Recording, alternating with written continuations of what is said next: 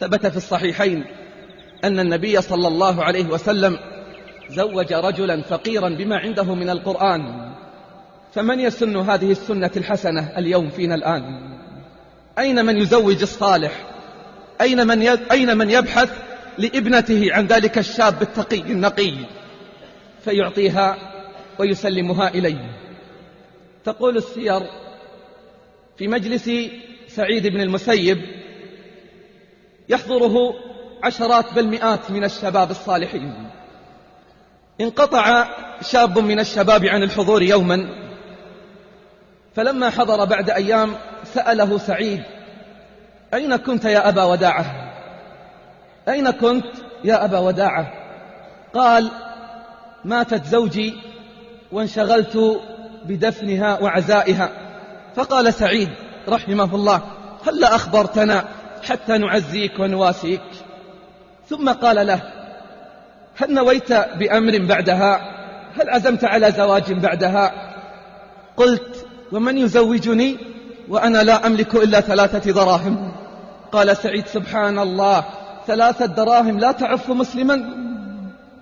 الله أكبر، 3 دراهم لا تعف مسلما؟ قلت: ومن يزوجني؟ قال: أنا. قلت: ابنة سعيد بن المسيب الذي يخطبها الأمراء والوزراء ويردهم عنها، تدري لماذا؟ لأنه يريد لها صاحب الدين والخلق، ما نظر إلى الجاه ولا للحسب والنسب، يريد أن يعطي تلك الأمانة التي استرعاها الله إياها، يسلمها في يد أمينة. قال: أنا أزوجك. قلت: ابنة سعيد بن المسيب التي يخطبها الأمراء والوزراء فيردهم؟ قال: أنا أزوجك. فدعا من كان في ناحية المسجد، ثم قال: الحمد لله، وأثنى على الله، ثم قال: زوجنا فلانا من فلانة على درهمين، زوجنا فلانا على فلانة بدرهمين. تم العقد، طرت من الفرح. ابنة سعيد ذهبت إلى داري وأنا أطير من شدة الفرح. دخلت وكان الوقت ساعة مغيب الشمس، كنت صائما، أخرجت خلا وخبزا أريد الإفطار، فإذا بطارق يطرق الباب، قلت: من؟ قال: سعيد.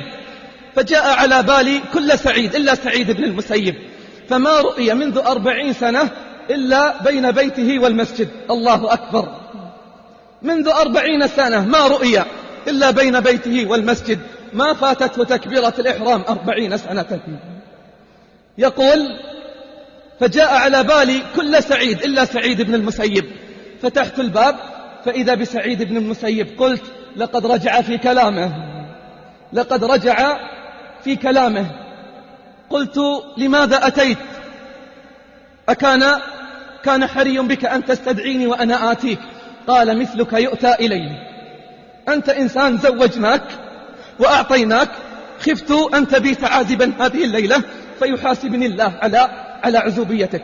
فإذا بسواد من خلفه دفعها داخل الباب، سقطت من حيائها، ثم قال: بارك الله لك وبارك عليك، هذه زوجك، أسأل الله أن يوفق ويصلح بينكما. ثم ذهب في طريقه.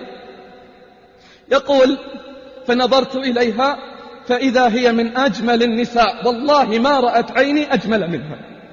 فصعدت إلى سطح المنزل، ناديت جيراني، قلت لهم: سعيد بن المسيب زوجني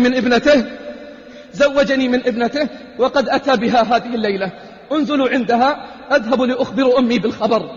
فذهبت أخبر أمي فقالت لي: وجهي من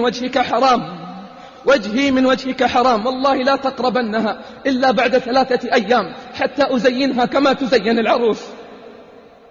بعد 3 أيام أدخلت عليها، والله ما رأت عيني أجمل منها، إن تكلمت أحسن الكلام، وإن سكتت على أجمل مقام. مكثت معها شهرا كاملا لم أرى منها إلا صيام وقيام. بعد شهر أردت الذهاب إلى مجلس سعيد، قالت: إلى أين تذهب؟ قلت: إلى مجلس سعيد لطلب العلم. قالت: اجلس فإن علم سعيد كله عندي، اجلس فإن علم سعيد كله عندي. ذهبت إلى مجلس سعيد بعد شهر، فلما رآني تبسم ولم يكلمني حتى انفض الجمع من المجلس. فلما انفض جئته وجلست بين يديه. قال: كيف ضيفكم؟ قلت: على أحسن حال. قلت: على أحسن حال. قال: إن رأيت ما لا يعجبك فالعصا. ثم أعطاني 20,000 دينار وقال: استعن أنت وإياها على قضاء حوائجكم. أين لنا بمثل سعيد اليوم؟ أين لنا بمثل هؤلاء؟ الزنا في كل مكان، والشاشات والقنوات عاتت فسادا في الأخلاق والأعراض. أعراضنا تنتهك، شبابنا لا يجدون ما يسد حاجتهم، وفتياتنا في الأسواق كاسيات عاريات، ونحن نقول عشرات الآلاف من الريالات. اتقوا الله عباد الله، يسروا أمور الزواج، يسروا أمور الزواج، احفظوا المجتمع من الفواحش والمنكرات. ولن يكون هذا إلا إذا سرنا على المنهج الرباني والمنهج النبوي الصحيح.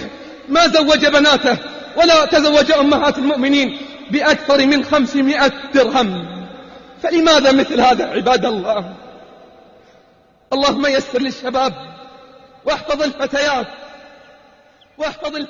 وحصن فروجهن يا رب العالمين. قدمت لكم هذه المادة من فريق جوال الخير.